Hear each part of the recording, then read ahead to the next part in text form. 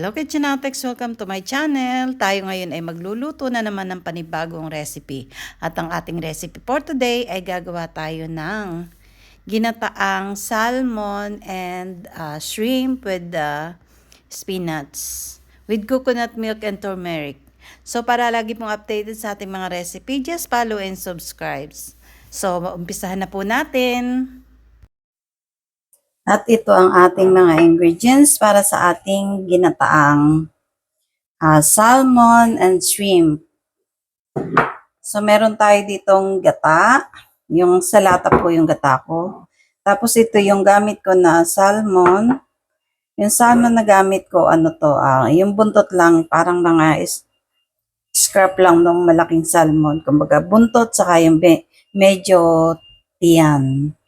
Tapos meron din tayong shrimp. At meron din tayong spinach. Ito yung gagamitin nating pangsahog din. Tapos gagamit ako ng turmeric na powder. At meron din akong garlic, onion, at chili. Yung chili ko yellow pero maanghang siya. So pwede kayong gumamit ng kahit na ano namang chili. So ang gagawin natin, lalagyan natin ng salt and pepper. Yung ating fish. Haluin lang natin. Haluin na lang natin pagkalagay natin. Tapos yung salt. Yan. Tapos budburan din natin ng konting turmeric.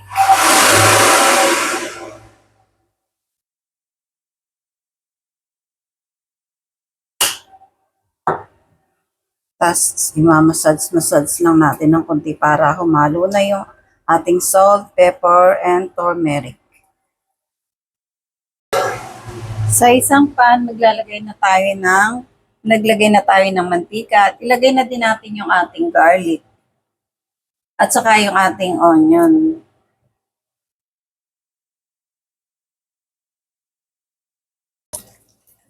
So, haluin lang natin yung ating onion at garlic. Pag nag-caramelize na siya, ilalagay naman natin yung ating salmon. So yan, okay na siya. Ilalagay naman natin yung ating salmon.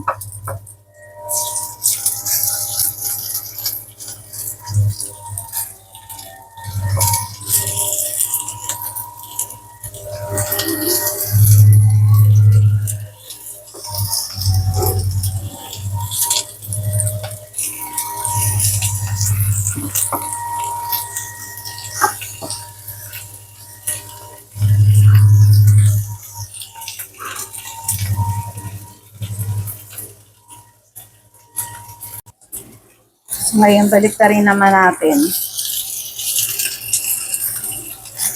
yung kabilang side.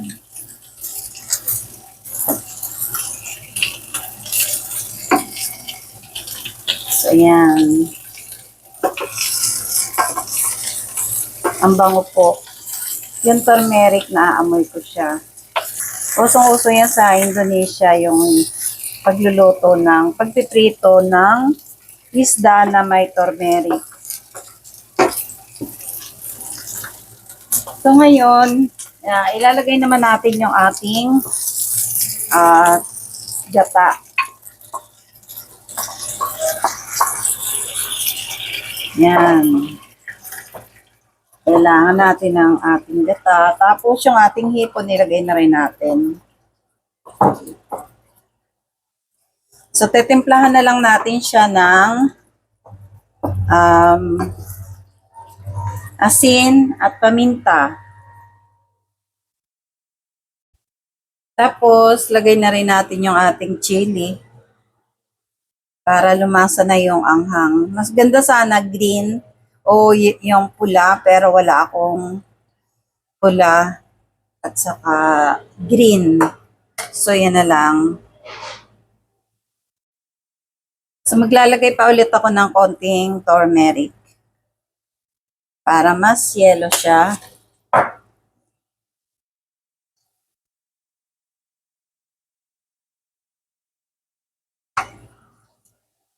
So yan, malapit na siyang maluto. Ilalagay ko naman yung ating spinach. Ngayon, lalagay na natin yung ating spinach.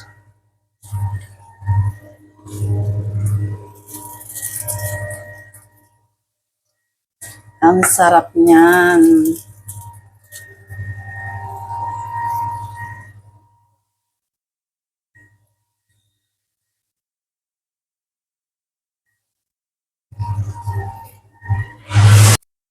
So ito, luto na po yung ating salmon and ang ating shrimp na may spinach and coconut milk. At saka nilagyan natin ng turmeric. Ito po, napakasarap naman. Masaucy siya. Ito po, may sauce siya. Kung gusto nyong damihan ng sauce, okay lang. Kung konti lang at malapot ang gusto nyo, okay lang din. Depende na sa inyo. Wala pong ingredients na yung exact, basta tikim lang ng tikim. Kaya napakadali niyang gawin. So, titikman natin.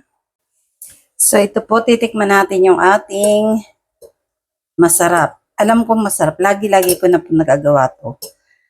Kaya tayo gumagawa ng ganito. Siyempre, yung mga taong may lactose free, yung asawa kasi hindi siya pwede ng milk. So, ang ating pinakang pang-replace ay yung gata. So, masarap po to.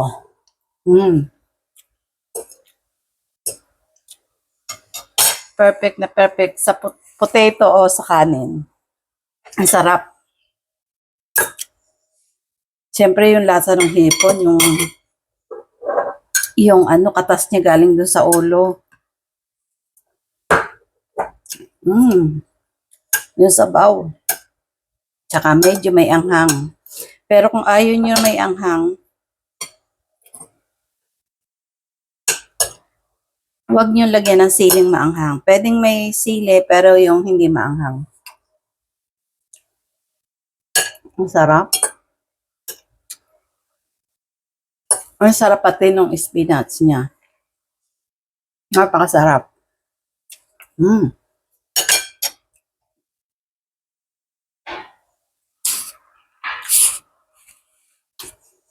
So, para lagi pong updated sa ating mga recipe, just follow and subscribe. Thank you for watching.